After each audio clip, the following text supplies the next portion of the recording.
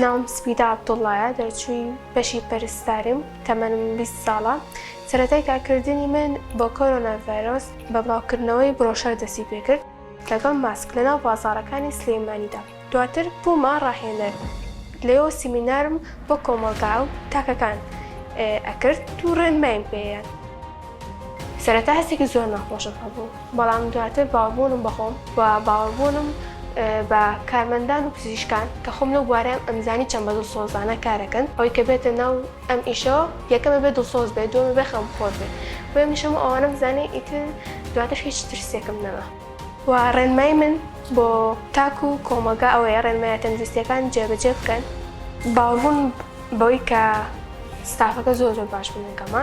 لە سەرەتا لە شەهید ئاسۆ بووم، لەوێ هەموو ڕۆژێک هەموو بەیانێک ئەهاتم پێیانەوتم تۆ بەهێزی، زۆر بەهێزی بەسەر کۆرۆنایە سەرەکەویت و متمانەی خۆشم و باوەڕبوونیش بخۆم چکە ئەمزانی کە بەرگریمان زۆرە و هەروەها خۆشم و مەجالای کارم کردبوو، باوەڕم بە هەموو ئەو ئیشانە هەبوو کە ئەم کردبوو بۆ یەتوانین بەسەر یازاڵ.